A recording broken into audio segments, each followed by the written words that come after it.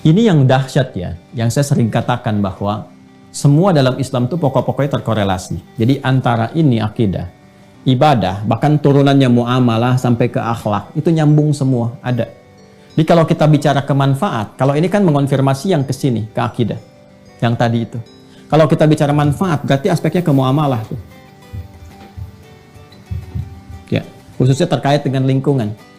Karena ibadah sendiri adalah praktek muamalah kita dengan Allah, pembuktian kebertuhanan kita kepada Allah. Kalau sudah bicara ke sini, umumnya kan arahnya ke sini nih. Ya, dampak kepada kehidupan kita dalam berinteraksi dengan lingkungan, dengan manusia, dengan kehidupan dan sebagainya. Maka Allah langsung menjawab, Allah sendiri yang langsung menjawab.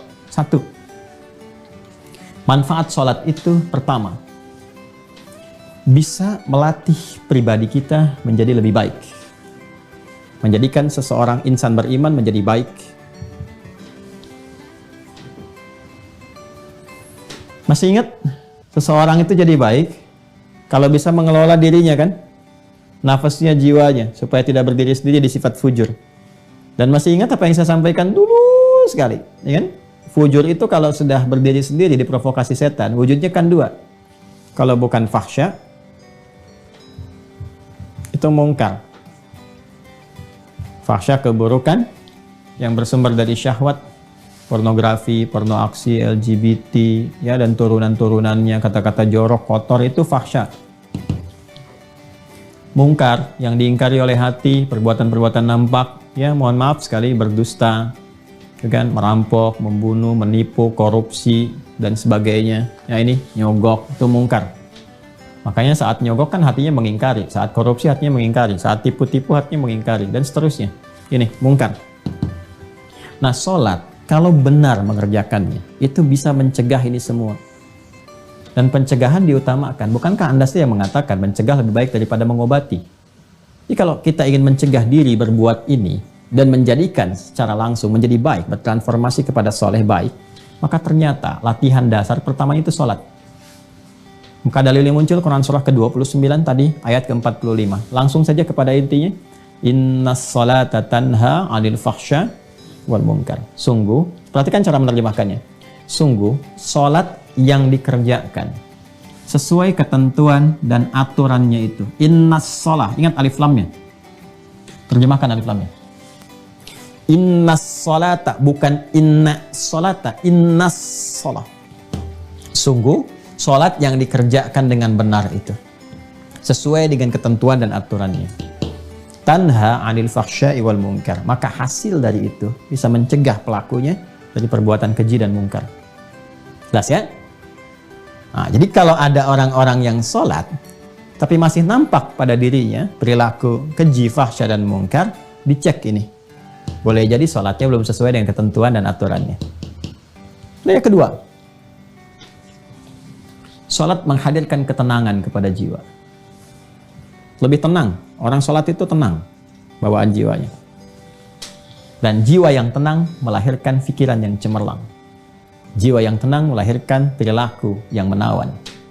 Jiwa yang tenang melahirkan segala ide-ide yang penuh dengan kebaikan dan kemuliaan. Sedangkan di Quran surah ke-13 ayat ke-28, sumber ketenangan itu zikir. Ala bidzikrillahi tatma'innul qulub. Yakinkan pada jiwamu bahwa dengan berzikir kepada Allah itu hati cenderung menjadi tenang. Zikir itu banyak. Baca Quran, zikir. Karena Qurannya disebut zikir. Quran surah ke-15 ayat 9. Inna nahnu nazzalna dzikra wa inna lahu lahafidun. Karena itu orang-orang yang cenderung rajin baca Quran, cenderung menenangkan. Doa itu zikir. Quran surah ke-7 ayat 205. Wadhkur rabbaka fi nafsika tadarruan wa khifatan wa duna jahri minal qaul. Makanya doa cenderung menenangkan. Kemudian apa lagi? Kalimat thayyibah, astaghfirullah, alhamdulillah, Allahu akbar, subhanallah, itu bagian dari zikir. Ya, fa idza qadaitumus salata fadhkurullah. Kalau tuntas salat, zikir kepada Allah. Quran surah ke-4 ayat 103. Makanya orang-orang yang zikir itu kelihatan tenang. Ya, ahli zikir itu tenang. Enggak ada ahli zikir emosian. Tenang. Ahli zikir itu tenang, auranya, karismanya, macam-macam itu. Zikir. Dan salat itu puncaknya zikir karena memadukan semua itu. Dalam sholat ada takbir, Allahu Akbar. Dalam sholat ada tahmid, Alhamdulillah. Dalam sholat ada apa lagi? Ada tasbih, Subhanallah, Subhana rabbiyal a'la wa bihamdi. Dalam salat ada istighfar, Allahumma ighfirli, subhanakallahumma bihamdika, Allahumma ighfirli. Dalam salat ada Al-Quran, Al-Fatihah, baca Al-Quran. Ya, dalam salat rukuk, sujud ada doa, dan seterusnya. Gabungan. Makanya orang salat itu harusnya cenderung lebih tenang. Dan salat disebut zikir. Balik ke Quran surah 20, Thaha, ayat 14. Disebutkan ketika Allah mengaitkan salat dengan iman, faedahnya zikir. Innani anallahu la ilaha illa ana fa'budni wa aqimis salata li dzikri. Ya, tunaikan salat dengan benar sebagai zikir kepadaku. Zikir kepada Allah itu puncaknya dalam salat. Makanya salat itu dahsyat. Jangankan salat saat mau dilakukan, tempat salatnya aja bikin tenang. Ya. 3. Sarana curhat terbaik yang mempercepat pengabulan doa. Ini, percepat terkabulnya doa. Sarana curhat terbaik kepada Allah. Ya, ingin menyampaikan apa? Curhat kita kan kepada Allah dalam bentuk doa. Quran surah ketiga contoh, Ali Imran ayat 38 sampai 39. Ya, tentang kisah Nabi Zakaria yang divonis nggak mungkin, yang mustahil kata manusia punya keturunan. Nabi Zakaria sudah beranjak sepuh, fisiknya sudah letih, rambut memutih. Ya, istri terutama divonis dengan hal-hal teknis secara medis yang katanya tidak mungkin punya keturunan. Apa yang dilakukan? Curhatnya kepada Allah. Beliau sholat. Sholat tuh, solusinya sholat. Ya, hunalika da'a Zakaria Rabbah, di mihrab itulah, di mihrabnya Maryam beliau berdoa. Sholat. Ya, nanti tahu sholatnya di ayat 39. Hunalika da'a Zakaria Rabbah, qala rabbi habli min ladunka dzurriyyatan thayyibah innaka sami'ud du'a. Beliau berkata, ya Allah, mereka mengatakan aku nggak mungkin punya keturunan. Ketika mereka mengatakan tidak mungkin, maka aku beralih kepadamu yang tidak punya batas dalam kemungkinan. Nah, itu tanda ya, itu fikih Quran tuh. Jadi kalau orang sudah mengatakan ini nggak mungkin bu, ini nggak bisa pak, itu tanda langsung dari Allah bahwa Allah ingin mengabulkan apa yang Anda mohonkan langsung tanpa perantara. Ya, karena itu Nabi Zakaria sudah ngasih contoh yang di surah Maryam itu. Dzikru rahmati rabbika abdahu Zakaria idh nada rabbahu, ya kan, nidaan khafiyah. Rabbi inni wa halal azmu minni washta'ala ra'su syaiba wa lam akum bi du'aika rabbi syaqiyya. Masya Allah, indah sekali. Ya Allah, aku ini selalu tidak pernah putus harapan kepadamu. Aku selalu berdoa, dari rambutku masih menghitam sampai memutih, fisik letih, tapi aku gak pernah putus dalam memohon rahmatmu, berharap kepadamu. Itu apa? Minta keturunan. Puncaknya dimohonkan tuh di mihrab itu dalam salat. Mereka mengatakan mustahil.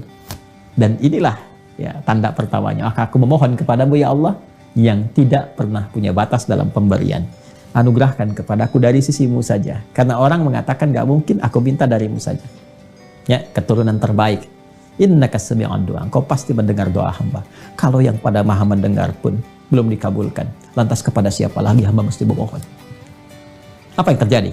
Fanadatsul malaikatu wa huwa qaimun yusalli. Itu dalilnya. Fil mihrab. Maka seketika turun malaikat, sedangkan Nabi Zakaria itu masih berdiri dalam salat. Masih berdiri. Artinya belum selesai salatnya. Baru selesai berdoa.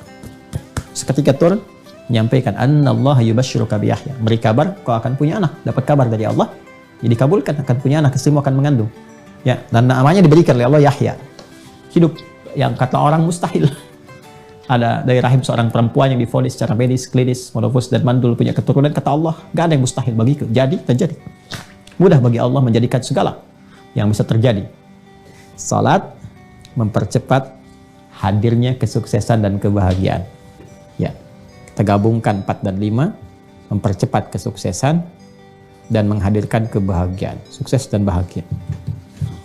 Ya, komplit tuh 5. Salatnya 5 waktu, 5 faidah.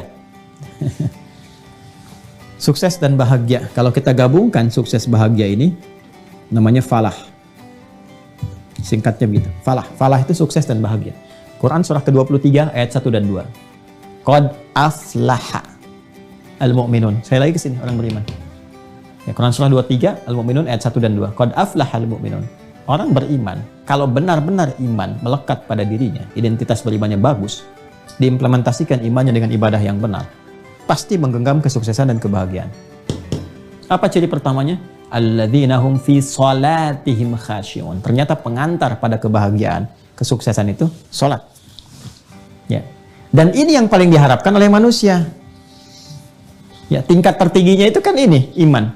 Jadi tingkat tertinggi insan beriman itu, pokoknya terserah. Yang penting saya sholat itu karena Allah perintahkan. Itu aja. Karena saya beriman, saya sholat. Ya, tapi kan tadi saya katakan, ada yang ciri khas anak-anak, ada yang orang dewasa matang dengan kedewasaan dan akalnya, ada yang dewasa kekanak-kanakan, masih nanya juga dan sebagainya. Ya, maka butuh motivasi. Apa di antara motivasi yang terkuatnya ini? Sukses, bahagia, sukses, bahagia. Nah, diperdengarkan 5 kali dalam sehari. Ini bahagianya dunia akhirat. Suksesnya dunia akhirat. Ya, Quran surah 23 Al-Mu'minun ayat 1 dan 2. Qad aflahal mu'minun. Orang beriman, kalau benar-benar iman melekat pada dirinya, identitas berimannya bagus, diimplementasikan imannya dengan ibadah yang benar, pasti menggenggam kesuksesan dan kebahagiaan. Apa ciri pertamanya? Alladzina hum fi salatihim khashi'un. Ternyata pengantar pada kebahagiaan, kesuksesan itu salat.